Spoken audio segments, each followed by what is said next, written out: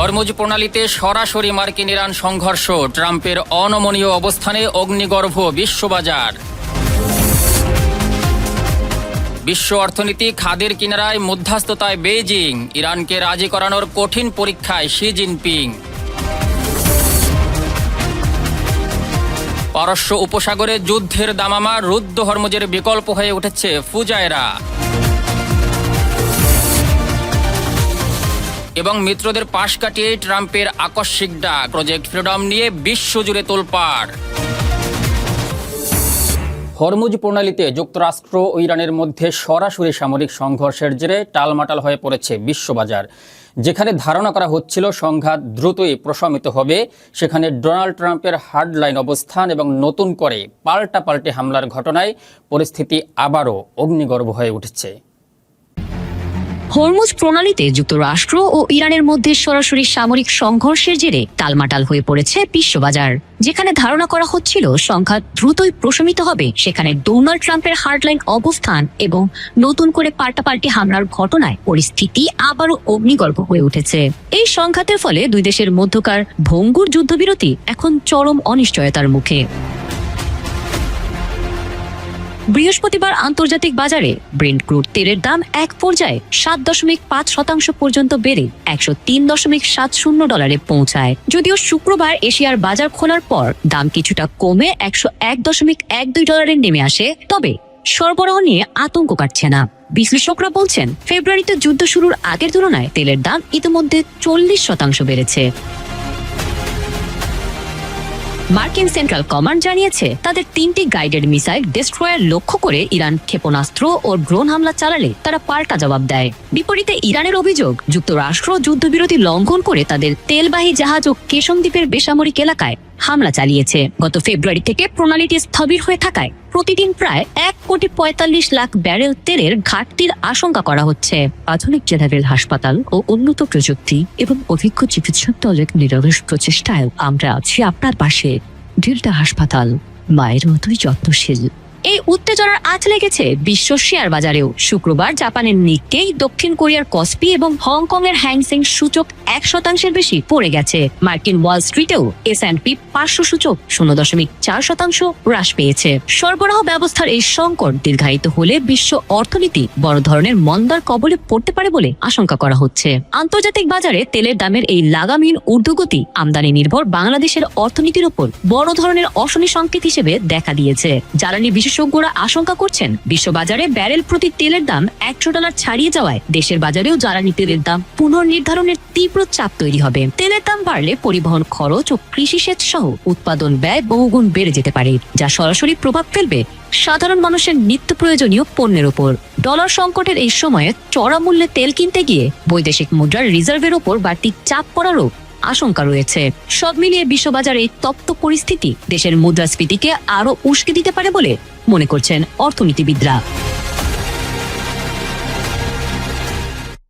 বিশ্ব অর্থনীতি যখন খাদের কিনারায়, তেলের বাজার যখন অগ্নিগর্ভ, ঠিক তখনই বিশ্ব রাজনীতির কেন্দ্র এখন বেইজিং। একদিকে তেহরানের আরতি, অন্যদিকে ওয়াশিংটনের হুঙ্কার। মাঝখানে দাঁড়িয়ে এক রহস্যময় শান্তিদূত চীন। যুদ্ধের দামামা থামাতে শি জিনপিং কি পারবেন ইরানকে রাজি করাতে? বিস্তারিত ডেস্ক রিপোর্টে। বিশ্ব অর্থনীতি যখন খাদের কিনারায়, তেলের বাজার যখন অগ্নিগর্ভ, ঠিক তখনই বিশ্ব রাজনীতির ভরকেন্দ্র এখন বেইজিং। একদিকে তেহরানের আরতি, অন্যদিকে ওয়াশিংটনের হুঙ্কার। মাঝখানে দাঁড়িয়ে এক রহস্যময় শান্তিদূত চীন। যুদ্ধের দামামা থামাতে শি জিনপিংকে পারবেন ইরানকে রাজি করাতে, নাকি এই শান্তির আড়ালে লুকিয়ে আছে বড় কোনো ভূ রাজনৈতিক দর কষাকষি? ঠিক এক সপ্তাহ পরেই বেইজিং এ পা রাখছেন ডোনাল্ড ট্রাম্প, কিন্তু তার আগেই তড়িঘড়ি করে চীনে হাজির ইরানের পররাষ্ট্রমন্ত্রী আব্বাস আরাগচি। ওয়াং ইর সাথে রুদ্ধদ্বার বৈঠকে ইরানের স্পষ্ট বার্তা, আন্তর্জাতিক শান্তি লঙ্ঘন রুখতে চীনকে বড় সুবিধা নিতেই হবে। ওয়াশিংটনের নিষেধাজ্ঞার জাঁতাকলে পিষ্ট ইরান এখন বেইজিং এর কাঁধে ভর করে সম্মানজনক প্রস্থানের পথ খুঁজছে। এদিকে মার্কিন পররাষ্ট্রমন্ত্রী মার্কো রুবিও সরাসরি বল ঠেলে দিয়েছেন চীনের কোর্টে। তার সাফ কথা, চীন যদি চায় তবে ইরানকে চাপ দিয়ে হরমুজ প্রণালীর অবরোধ সরাতে পারে। মধ্যবর্তী নির্বাচনের আগে রাজনৈতিকভাবে কোণঠাসা ট্রাম্প এখন মরিয়া হয়ে একটি জয় খুঁজছেন, আর সেই জয়ের চাবিকাঠি কি তবে শি জিনপিং এর ড্রয়ারে? বিশ্লেষকরা বলছেন চীন এখন সুবিধাজনক অবস্থানে। আমেরিকার জন্য এটি একটি ব্যয়বহুল যুদ্ধ, কিন্তু চীনের জন্য এটি হলো সুবর্ণ সুযোগ। ওয়াশিংটনের বিপদকে কাজে লাগিয়ে বেইজিংকে আদায় করে নেবে বড় কোনো বাণিজ্য সুবিধা। মার্কিন কৃষি পণ্য বা বোয়িং জেটের বিশাল অর্ডারের বিনিময়ে কি তবে ইরানের ওপর চাপের কলকাঠি নাড়বে চীন? ইরানের তেলের 90% গন্তব্য এখন চীন। মার্কিন নিষেধাজ্ঞাকে তোয়াক্কা না করে বেইজিং ইরান থেকে তেল কিনছে দেদারসে। তেহরানের অর্থনীতির নাড়ি এখন চীনের হাতে, কিন্তু প্রশ্ন হলো চীন কি চাইবে তার সবচেয়ে বড় জ্বালানি সরবরাহকারীকে চটিয়ে ওয়াশিংটনকে খুশি করতে, নাকি শি জিনপিং খেলছেন আরো দীর্ঘমেয়াদী কোনো খেলা? নিছক দর্শক নয়, বরং নিজেকে বিশ্ব নেতা হিসেবে প্রমাণের নেশা এখন চীনের চোখে মুখে। শি জিনপিং এর 4 দফা রূপরেখা এখন কেবল যুদ্ধের অবসান নয়, বরং মধ্যপ্রাচ্যে আমেরিকার প্রভাব কমিয়ে নিজেদের আধিপত্য বিস্তারের এক নীল নকশা। এই শান্তিদূতের মুখোশের আড়ালে কি তবে নতুন কোনো বিশ্ব ব্যবস্থার ইঙ্গিত? তবে পথটা মসৃণ নয়। চীন ভালো করেই জানে এই যুদ্ধ ওয়াশিংটনের তৈরি করা, তাই বেইজিং এর সাফ যুক্তি, ফাঁস যখন আমেরিকা লাগিয়েছে খোলার দায়িত্বও তাদেরই। বড় কোনো ছাড় না পেলে চীন কেন শুধু শুধু তেহরানকে চাপের মুখে ফেলবে? তেলের সরবরাহ নিশ্চিত না করে নিজের পায়ে কুড়াল মারার ঝুঁকি কি নেবেন শি জিনপিং? রক্তচক্ষু দেখাচ্ছে পারস্য উপসাগর। যে জলপথ দিয়ে বয়ে যেত বিশ্ব অর্থনীতির রক্তধারা, সেই হরমুজ প্রণালী আজ রণক্ষেত্র। ইরান আর যুদ্ধের দামামায় রুদ্ধ হয়ে গেছে ঐতিহ্যের সেই বাণিজ্য পথ। কিন্তু এই ধ্বংসস্তূপের মাঝে আশার আলো হয়ে জ্বলছে দুটি নাম, আরব আমিরাতের ফুজায়রা আর খরফাক্কান বন্দর। অর্থচক্ষু দেখাচ্ছে পারস্য উপসাগর। যে জলপথ দিয়ে বয়ে যেত বিশ্ব অর্থনীতির রক্তধারা, সেই হরমুজ প্রণালী আজ রণক্ষেত্র। ইরান আর যুদ্ধের দামামায় রুদ্ধ হয়ে গেছে ঐতিহ্যের সেই বাণিজ্য পথ। কিন্তু এই ধ্বংসস্তূপের মাঝেই আশার আলো হয়ে জ্বলছে দুটি নাম, আরব আমিরাতের ফুজায়রা আর খরফাক্কান বন্দর। সংযুক্ত আরব আমিরাতের অস্তিত্ব রক্ষার এই লড়াই এখন কেবল অর্থনীতির নয়, টিকে থাকারও। দৃষ্টিপাত করা যাক ফুজায়রা বন্দরে। একদিকে দানুবীয় বাল্ক ক্যারিয়ার থেকে বৃষ্টির মতো নামছে খাদ্যশস্য, অন্যদিকে বিশাল সব পাইপলাইনের ধমনীতে বইছে কালো সোনা অপরিশোধিত তেল। ডজনের পর ডজন ট্রাকের দীর্ঘ সারি, আর সাগরে অপেক্ষমান শত শত বাণিজ্যিক জাহাজ। দৃশ্যত এটি কোনো বন্দর নয়, যেন এক মহাযজ্ঞ। হরমুজ বন্ধ থাকায় আমিরাতের আমদানি রপ্তানি বাণিজ্যের সিংহভাগই এখন সামলাচ্ছে এই বন্দর। পরিসংখ্যান বলছে ভয়ঙ্কর এক পরিবর্তনের কথা। যুদ্ধ শুরু হওয়ার পর ফুজাইরা দিয়ে তেল রপ্তানি এক লাফে বেড়েছে 38%। প্রতিদিন প্রায় 16,20,000 ব্যারেল তেল ওমান উপসাগর হয়ে পৌঁছে যাচ্ছে বিশ্ববাজারে। পাইপলাইনের ধারণ ক্ষমতা এখন খাদের কিনারায়, তবুও থামার উপায় নেই, কারণ এই পথটুকু রুদ্ধ হওয়া মানেই আমিরাতের জ্বালানি অর্থনীতি ধসে পড়া। অন্যদিকে খরফাক্কান বন্দর যেন রাতারাতি এক ম্যাজিক দেখিয়েছে। গালফ টাইনারের মতে আগে যেখানে সপ্তাহে 2,000 কন্টেইনার আসতো, এখন সেখানে আসছে 50,000, অর্থাৎ কর্মব্যস্ততা বেড়েছে 25 গুণ। যুদ্ধের আগে যে বন্দরে দিনে শখানেক ট্রাক ঢুকতো, আজ সেখানে 7,000 ট্রাকের গগন বিদারী হর্ন। এই বন্দরটি এখন আর কেবল ট্রান্সশিপমেন্ট প্ল্যাটফর্ম নয়, বরং জীবনদায়ী ঔষধ ও খাদ্যের প্রধান প্রবেশদ্বারও। কিন্তু এই কর্মব্যস্ততার উপরেই ঝুলছে ইরানের ড্রোনের কালো ছায়া। গত সোমবার ফুজাইরা তেল স্থাপনায় ভয়াবহ ড্রোন হামলা আমাদের মনে করিয়ে দিয়েছে বিপদ কতটা কাছে। আগুনের লেলিহান শিখা আর আহত কর্মীদের আর্তনাদ জানান দিচ্ছে আরব আমিরাতের এই লাইফ লাইন আসলে কতটা ভঙ্গুর।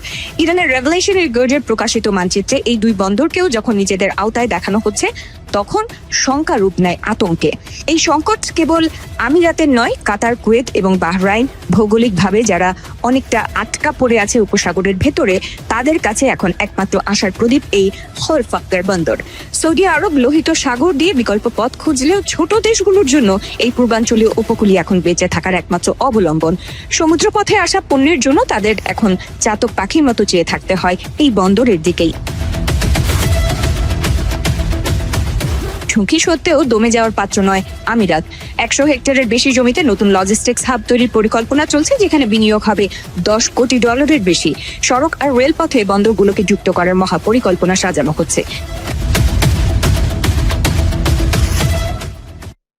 পারস্য উপসাগরের নীল জলরাশিতে উত্তেজনার পারদ যখন তুঙ্গে, ঠিক তখনই মার্কিন রাজনীতির আনপ্রেডিক্টেবল নায়ক ডোনাল্ড ট্রাম্পের এক ঘোষণা বিশ্বজুড়ে তোলপাড় সৃষ্টি করেছে। কোনো আগাম সতর্কবার্তা বা মিত্রদের সাথে সলা পরামর্শ ছাড়া হুট করেই সামাজিক যোগাযোগ মাধ্যমে প্রজেক্ট ফ্রিডমের ডাক দিয়ে বসেন মার্কিন প্রেসিডেন্ট। পারস্য উপসাগরের নীল জলরাশিতে উত্তেজনার পারদ যখন তুঙ্গে, ঠিক তখনই মার্কিন রাজনীতির আনপ্রেডিক্টেবল নায়ক ডোনাল্ড ট্রাম্পের এক ঘোষণা বিশ্বজুড়ে তোলপাড় সৃষ্টি করেছে। কোনো আগাম সতর্কবার্তা বা মিত্রদের সাথে সলা পরামর্শ ছাড়া হুট করেই সামাজিক যোগাযোগ মাধ্যমে প্রজেক্ট ফ্রিডমের ডাক দিয়ে বসেন মার্কিন প্রেসিডেন্ট। কিন্তু যে আস্থার উপর দাঁড়িয়ে এই দুঃসাহসী অভিযানের ছক কষা হয়েছিল, সেই সৌদি আরবই এবার ট্রাম্পের মুখের উপর সজোরে দরজা বন্ধ করে দিয়েছে। হরমুজ প্রণালীতে বাণিজ্যিক জাহাজের নিরাপত্তা নিশ্চিত করার দোহাই দিয়ে শুরু হওয়া এই মিশনে শুরুতেই বড় ধরনের হোঁচট খেয়েছে হোয়াইট হাউস। মধ্যপ্রাচ্যের সবচেয়ে শক্তিশালী মিত্র সৌদি আরব সাফ জানিয়ে দিয়েছে, রিয়াদের প্রিন্স সুলতান বিমান ঘাঁটি থেকে কোনো মার্কিন যুদ্ধ জাহাজ ডানা মেলতে পারবে না। শুধু তাই নয়, সৌদি আকাশসীমা ব্যবহারের অনুমতিও মেলেনি। রিয়াদের এই কড়া অবস্থানে ট্রাম্পের সাজানো রণকৌশল মুহূর্তেই তাসের ঘরের মতো ভেঙে পড়ে। এই সংকটের গভীরতা বুঝতে খোদ ট্রাম্প ফোন করেছিলেন সৌদি যুবরাজ মোহাম্মদ বিন সালমানকে। পর্দার আড়ালে দীর্ঘক্ষণ আলাপ হলেও বরফ গলেনি। যুবরাজের অনুর অবস্থানের সামনে শেষ পর্যন্ত পিছু হটতে বাধ্য হন ট্রাম্প। পেন্টাগনের জেনারেলরা যখন মানচিত্র নিয়ে অভিযানের ছক কাটছিলেন, ঠিক তখনই সৌদি আরবের এই না বার্তা ওয়াশিংটনের নীতি নির্ধারকদের কপালে চিন্তার ভাঁজ ফেলে দিয়েছে। বন্ধু যখন পথ আটকে দাঁড়ায়, তখন যুদ্ধ জয় যে অসম্ভব ট্রাম্প তা হাড়ে হাড়ে টের পাচ্ছেন। নাটকীয়তার এখানেই শেষ নয়। ট্রাম্পের এই খামখেয়ালি আচরণে ক্ষুব্ধ কাতার ও ওমানও। কাতার যখন জানতে পারে অভিযান শুরু হয়ে গেছে, তখন পর্যন্ত তাদের কাছে কোনো আনুষ্ঠানিক বার্তাই দেয়নি যুক্তরাষ্ট্র। ওমানি কূটনীতিকদের কণ্ঠেও ঝরেছে চরম বিষয়। নাম প্রকাশে অনিচ্ছুক এক কূটনীতিক আক্ষেপ করে বলেন, যুক্তরাষ্ট্র আগে ঘোষণা দেয় আর আমাদের সাথে যোগাযোগ করে পরে। মিত্রদের এভাবে অন্ধকারে রাখা ট্রাম্পের পররাষ্ট্র নীতির এক নতুন এবং বিতর্কিত নজির হয়ে থাকলো। সামরিক পরিভাষায় যাকে এবিও বলা হয়, সেই সুবিধাই এখন ট্রাম্পের হাতের বাইরে। জর্ডান, কুয়েত কিংবা ওমানের আকাশসীমা ছাড়া হরমুজ প্রণালীর মতো স্পর্শকাতর এলাকায় নজরদারি চালানো ডানা কাটা পাখির মতো অসহায়। পেন্টাগন মঙ্গলবার পর্যন্ত যে অভিযানের সাফল্যের গুণগান গেয়েছিল, মাত্র 36 ঘন্টার ব্যবধানে সেই একই পেন্টাগনকে এখন সব গুটিয়ে নিতে হচ্ছে। ইরানের অবরোধ ভাঙার স্বপ্ন যেন মাঝপথে ফিকে হয়ে গেল। তবে দমে যাওয়ার পাত্র নন ট্রাম্প। নিজের এই পিছু টানকে ঢাকতে তিনি সামাজিক যোগাযোগ মাধ্যমে আবির্ভূত হলেন এক নতুন বয়ান নিয়ে। তিনি দাবি করেছেন, এই অভিযান বন্ধ নয়, বরং এটি একটি সাময়িক বিরতি। নেপথ্যের নাকি পাকিস্তানের মধ্যস্থতায় ইরানের সাথে একটি সম্ভাব্য শান্তি চুক্তি। ওভাল অফিস থেকে ট্রাম্প যেন এক জাদুকরের মতো ঘোষণা দিলেন, ইরান এখন কথা বলতে চাইছে। আগামী 24 ঘন্টার আলোচনা খুবই ইতিবাচক।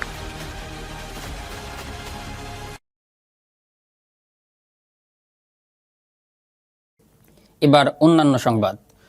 কুষ্টিয়ার খোকসা উপজেলা স্বাস্থ্য কমপ্লেক্স ও হাসপাতাল মসজিদ পরিদর্শন করে আগত সকল মুসল্লিদের সাথে কুশল বিনিময় করে মসজিদের সামনে হাসপাতালে রোগীদের জন্য সুপ্রিম পানির জন্য টিউবওয়েল স্থাপন করার প্রতিশ্রুতি দিলেন আগামী খোকসা পৌর নির্বাচনে মেয়র পদপ্রার্থী রিপন হোসেন। এ সময় উপস্থিত ছিলেন বিশিষ্ট চিকিৎসক, সাবেক civil surgeon doctor Abdus Salam সহ স্থানীয় এলাকাবাসী। কে নির্দেশ দিয়েছেন যে সামাজিক উন্নয়নে এবং যাতে মানুষের কল্যাণমুখী যতগুলো কাজ আছে যাতে আমরা করে দিতে পারি, সেদিকে আমাদের নির্দেশনা আছে। এটা সে সরকারিভাবে হোক, নিজের ব্যক্তিগতভাবে হোক, যারা সামর্থ্যবান নেতারা আছে তাদেরকেও নির্দেশনা দেওয়া আছে। ছোটোখাটো একটা বিষয়, যেহেতু এখানে অনেক পুরা খোকসা উপজেলা থেকে অনেক মানুষ, সাধারণ মানুষ আসে, তো এখানে পানির একটু সমস্যা, আবার সাধারণ মুসল্লি। তো আমি আগামীকালকে যদি এই খোকসা উপজেলার টিএসও সাহেব যদি অনুমতি দেন, ইনশাল্লাহ আমি আমার তহবিল থেকে করে দেব এটা। কুমিল্লার লাকসাম উপজেলার ৭ নং আজগড়া ইউনিয়নে দীর্ঘদিনের জলাবদ্ধতা সমস্যা নিরসনে আশকান্তা খাল খনন কাজের উদ্বোধন করা হয়েছে। বিএনপির অঙ্গীকারের অংশ হিসাবে খাল খনন কার্যক্রমের উদ্বোধন অনুষ্ঠিত হয়। উদ্বোধনী অনুষ্ঠানে প্রধান অতিথি হিসেবে উপস্থিত ছিলেন লাকসাম উপজেলা নির্বাহী কর্মকর্তা নার্গিস সুলতানা। এ সময় উপস্থিত ছিলেন ৭ নং আজগড়া ইউনিয়ন বিএনপির সভাপতি আব্দুস সালাম, বিএনপির সাধারণ সম্পাদক বাবুল মিয়া, যুবদলের সদস্য সচিব ওমর শরীফ, তালুকদার, সৈয়দ আহমেদ সুজন, কাজী আমির এবং জেসমিন আক্তার সহ বিএনপি ও অঙ্গ সংগঠনের বিভিন্ন নেতাকর্মী। ঠিক আছে, কৃষকের আগে কেউ নাই, কারণ কৃষকের কারণে আমরা খেতে পারি এবং আমরা এই যে চাকরি করি এখানে এত দূর এই পরিশ্রমটা করছি কেন, শেষ পর্যন্ত দিন শেষে আমি দুমুঠো ভাত খাওয়ার জন্যই করছি। তো সেই ভাতটা যদি আমাকে কৃষক দেয় তাহলে কৃষকের সম্মান সবার আগে আমাদেরকে দিতে হবে। অঙ্গীকার ছিলেন কৃষক বাঁচান দেশ বাঁচান। আমাদের প্রধানমন্ত্রী ফরিদপুরের চর বদ্রাসনের প্রবাসী বাংলাদেশি দীপালি আক্তারের দাফন সম্পন্ন হয়েছে। লেবাননের রাজধানী বৈরুতে ইসরায়েলি বোমা হামলায় নিহত হন তিনি। শুক্রবার চর বদ্রাসন উপজেলার চর সাল্লেপুর মুন্সির চর বাজার ঈদগাহ মাঠে তার জানাজা অনুষ্ঠিত হয়। পরে মোল্লারডাঙ্গি গ্রামের পারিবারিক কবরস্থানে তাকে দাফন করা হয়। জানাজায় স্থানীয় জনপ্রতিনিধি, প্রশাসনের কর্মকর্তা, আত্মীয় স্বজন সহ শত শত মানুষ অংশ নেন। এ সময় পুরো এলাকায় শোকের ছায়া নেমে আসে। স্বজনদের কান্নায় পরিবেশ ভারী হয়ে ওঠে। শেষবারের মতো দীপালিকে দেখতে স্থানীয়দের ঢল নামিয়ে তার গ্রামের বাড়িতে। চরবদ্রাসন উপজেলার সহকারী কমিশনার জায়েদ হোসাইন জানান, গত 8 এপ্রিল লেবাননের রাজধানী বৈরুতে ইসরায়েলি হামলার সময় বোমা বিস্ফোরণে দীপালি নিহত হন। আমরা তখন তাদের শোক সন্তপ্ত পরিবারকে সমবেদনা জানিয়েছিলাম। ওয়েদানার্স কল্যাণ বোর্ড থেকে 3 লক্ষ টাকা দেওয়া হবে। বিসমিল্লাহির রহমানির রহিম। আমি মোহাম্মদ জাহাঙ্গীর কবির, চেয়ারম্যান 1 নং চর ইউনিয়ন পরিষদ। দীপালির মাগফিরাত কামনা করছি। ত্রুটি থাকবে না, যাতে দীপালির ফ্যামিলি সব রকমের সরকারি সুযোগ থেকে বঞ্চিত না হয়। আমি এ ব্যাপারে সচেতন থাকবো ইনশাল্লাহ। পরিবারের প্রতি সমবেদনা জানাচ্ছি। পরে রওনা দেই, পরে মনে করেন যে আসতে আসতে আমাদের রাত 3টা বাজে। জমি আছে আমাদের বাড়ির উত্তরে, আমাদের সাথে কথাবার্তা বলে ওনারা। মরদেহটি খুব দ্রুততম সময়ের মধ্যে দেশে নিয়ে আসছে এবং আজকে নিয়ে আসা হয়েছে এবং কিছুক্ষণ পরে মধ্যে দাফন সম্পন্ন হবে। তো আমরা যে মানুষটি চলে গেছেন তাকে আসলে ফিরে আনা যাবে না। তো তার যে ফ্যামিলি আছেন সেই ফ্যামিলিকে তাদের যদি আর্থিক কোনো সহযোগিতা অথবা অন্য কোনো সহযোগিতার প্রয়োজন হয় সেটা ইতিমধ্যে সরকারের পক্ষ থেকে দেওয়া হয়েছে, বিভিন্ন সংস্থা এবং বিভিন্ন প্রতিষ্ঠানের পক্ষ থেকে দেওয়া হয়েছে। যদি ভবিষ্যতে আরও কোনো সহযোগিতার প্রয়োজন হয় সেক্ষেত্রে আমরা তাদের পাশে থাকব। রাজধানীর শ্যামপুর এলাকা থেকে বিদেশি পিস্তল, গুলি ও ম্যাগাজিন সহ এক ব্যক্তিকে গ্রেপ্তার করেছে র্যাব 10। বৃহস্পতিবার রাত 9:30টার দিকে শ্যামপুর থানাধীন পোস্তগোলা এলাকার একটি আবাসিক হোটেলে অভিযান চালিয়ে তাকে আটক করা হয়। র্যাব জানায়, গোপন সংবাদের ভিত্তিতে পরিচালিত অভিযানে আরিফুর রহমান নয়ন নামে 41 বছর বয়সী এক ব্যক্তিকে আটক করা হয়। এ সময় তার কাছ থেকে একটি বিদেশি পিস্তল, একটি ম্যাগাজিন, 5 রাউন্ড গুলি এবং 3টি মোবাইল ফোন জব্দ করা হয়। মোহাম্মদ আনোয়ার হোসেন, সিনিয়র সহকারী পরিচালক, মিডিয়া অফিসার, র্যাব 10। আমার ডান পাশে আছেন SM Hasan Foyez Siddiqui, company commander, CPC 1, RAB 10, এবং বাম পাশে Mohammad Sajedul Islam, company commander, CPSC Lalbagh camp. সকলের পক্ষ থেকে এবং র্যাব 10-এর সুযোগ্য অধিনায়ক মহোদয়ের পক্ষ থেকে CPC 1 যাত্রাবাড়িতে আপনাদেরকে স্বাগতম। প্রিয় সাংবাদিক ভাইরা, CPSC লালবাগ ক্যাম্পের একটি চৌকস আভিযানিক দল গোপন সংবাদের মাধ্যমে অবৈধ মাদক ক্রয় বিক্রয়ের প্রাপ্ত তথ্যের ভিত্তিতে ডিএমপির ঢাকার শ্যামপুর থানাধীন এলাকায় একটি অভিযান পরিচালনা করে। উক্ত অভিযানে ডিএমপি ঢাকার শ্যামপুর থানাধীন পোস্তগোলা এলাকার একটি আবাসিক হোটেলের পক্ষ থেকে 5 রাউন্ড গুলি, একটি ম্যাগাজিন সহ একটি বিদেশি পিস্তল উদ্ধারপূর্বক একজনকে আটক করতে সক্ষম হয় এবং তার বা জীবনের রক্ষা কবচ হতে পারে। কুষ্টিয়া ও মেহেরপুর সীমান্তে বিজিবি পৃথক পৃথক অভিযান পরিচালনা করে বিপুল পরিমাণ ভারতীয় মদ, ঔষধ, জিরা ও বাংলাদেশি কীটনাশক উদ্ধার করেছে।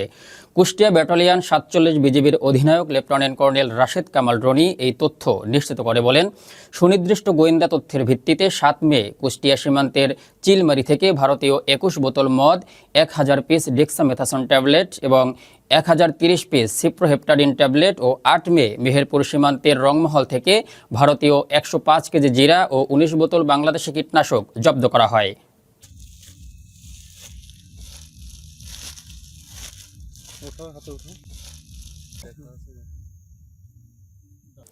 বিশ্বকবি রবীন্দ্রনাথ ঠাকুরের 165তম জন্মবার্ষিকী উপলক্ষে কবির স্মৃতি বিজড়িত কুষ্টিয়ার শিলাইদহ কুঠিবাড়িতে 3 দিনের অনুষ্ঠানের উদ্বোধন করা হয়েছে।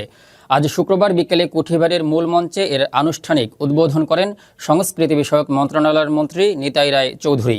সংস্কৃতি বিষয়ক মন্ত্রণালয়ের সচিব কানিজ মাওলার সভাপতিত্বে বিশেষ অতিথির বক্তব্য রাখেন কুষ্টিয়া 1 আসনের এমপি রেজা আহমেদ বাচ্চু মোল্লা, কুষ্টিয়া 4 আসনের এমপি আফজাল হোসেন, সংরক্ষিত নারী আসনের সংসদ সদস্য ফরিদা ইয়াসমিন, কুষ্টিয়ার জেলা প্রশাসক তৌহিদ বিন হাসান সহ আরও অনেকে। প্রধান অতিথির বক্তব্যে নিতাই রায় চৌধুরী বলেন, রবীন্দ্র কুঠিবাড়িকে পর্যটন কেন্দ্র হিসাবে গড়ে তোলা হবে। সংরক্ষিত আসনের মহিলাপুরে 165তম জন্মবার্ষিকী 10 মিনিটের 12 মিনিটের মধ্যে আমি আমার যত ইয়ে আছে দর্শনীয় জায়গা বিভিন্ন পাহাড় এবং সমতলে যে সমস্ত করতে আছে, বিভিন্ন জাতি সত্তার বিভিন্ন ধর্মের যে নিদর্শনগুলো আছে, যেমন বাঘের একটা খান জানালি মাদার, সাজালের মাদার, লালন ফকিরের আপনার এই যে বৌদ্ধ বিহার, সমস্ত জায়গায় আমরা এটাকে পর্যটন কেন্দ্র হিসেবে গড়ে তোলার জন্য আমাদের সরকার চেষ্টা করছে। এবং আমরা সংস্কার হয়েছে, আজকে রাত্রি বসে সিদ্ধান্ত নিয়ে আমরা মানে মন্ত্রণালয়ে আসার সাথে সাথে অর্থাৎ আমাদের সরকার আমরা 17 ফেব্রুয়ারি থেকে শপথ পেলাম, 18 তারিখ থেকে আমরা কাজ শুরু করলাম। এবার বইমেলা হচ্ছিল না, আমরা সাথে সিদ্ধান্ত দিয়ে পরের দিন থেকে আমরা মানে আমরা মাদক বিরোধী অভিযানের অংশ হিসেবে নোয়াখালীর সেনবাগ উপজেলার সেবারহাট বাজারে যৌথ অভিযান চালিয়ে আব্দুল হামিদ ও বেবি আক্তার নামের 2 জনকে আটক করেছে মাদকদ্রব্য নিয়ন্ত্রণ অধিদপ্তর ও র্যাব। এ সময় তাদের কাছ থেকে 3900 পিস ইয়াবার পাউডার ও 2টি মোবাইল জব্দ করা হয়েছে। শুক্রবার সকালে তথ্যগুলো নিশ্চিত করেন মাদকদ্রব্য নিয়ন্ত্রণ অধিদপ্তর নোয়াখালীর উপপরিচালক সুব্রত সরকার শুভ। এর আগে বৃহস্পতিবার রাতে ফেনী নোয়াখালী মহাসড়কের সেবারহাট পূর্ব বাজারস্থ মাইশাস স্টোরের সামনে মহাসড়ক সংলগ্ন ফুটপাতের উপর থেকে তাদের আটক করা হয়।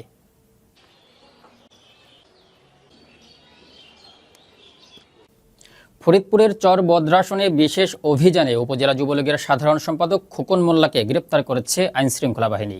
তিনি সন্ত্রাস বিরোধী আইনে দায়ের হওয়া একটি নাশকতা মামলার আসামি বলে জানা গেছে। স্থানীয় সূত্রে জানা যায়, বৃহস্পতিবার দুপুরে উপজেলার বালিয়াডাঙ্গি হিন্দু এলাকায় নিজ বাড়ি থেকে তাকে গ্রেপ্তার করা হয়।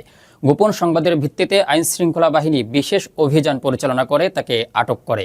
গ্রেপ্তারের বিষয়টি নিশ্চিত করে চর বদ্রাসন থানার ভারপ্রাপ্ত কর্মকর্তা জানান, খোকন মোল্লার বিরুদ্ধে সন্ত্রাস বিরোধী আইনে মামলা রয়েছে।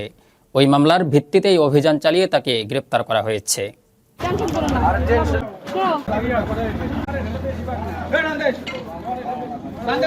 রাজধানীর খিলক্ষেতে নতুন পুলিশ ফাঁড়ি ভবনের উদ্বোধন করেছে inspector general of police Mohammad Ali Hossain Fakir.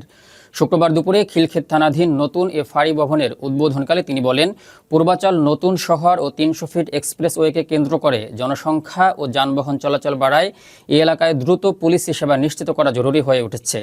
IGP জানায়, বড়ুয়া, ডুমনি, পাতিরা ও তলনা সহ আশপাশের এলাকাগুলো থানা থেকে দূরে হওয়ায় জরুরি পরিস্থিতিতে দ্রুত সাড়া দিতে নতুন ফাঁড়ি গুরুত্বপূর্ণ ভূমিকা রাখবে।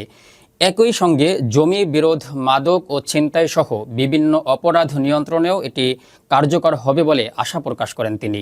সংবাদ প্রাপ্তি ও তাৎক্ষণিক সাড়া দেওয়াও সম্ভব হবে। জনসংখ্যা এবং নগরায়নের দ্রুত বৃদ্ধি, অপরাধ প্রবণতা, যানবাহন চলাচল বৃদ্ধি, থানা থেকে দূরত্বজনিত সীমাবদ্ধতা, দ্রুত সাড়াদানের প্রয়োজনীয়তা এবং জনগণের সেবা গ্রহণে অনীহা, এই সকল বিষয় বিবেচনা করে খিলক্ষেত থানাধীন 300 ফিট এক্সপ্রেসওয়ে এলাকায় একটি পুলিশ ফাঁড়ি স্থাপন অত্যন্ত গুরুত্বপূর্ণ ও সময় উপযোগী উদ্যোগ। আমরা একটি আধুনিক, জনবান্ধব, প্রযুক্তি নির্ভর পুলিশিং ব্যবস্থার দিকে এগিয়ে যাচ্ছি। পুলিশি সেবাকে জনগণের দোরগোড়ায় পৌঁছে দেওয়ার বিষয়ে আমরা দৃঢ় প্রতিজ্ঞ। এই ফাঁড়ি তারই ধারাবাহিকতার একটি অংশ এবং আমরা একটি নতুন আঙ্গিকে গণতান্ত্রিক সরকার আপনাদের সকলের আইন শৃঙ্খলা বাহিনীর সহযোগিতা এবং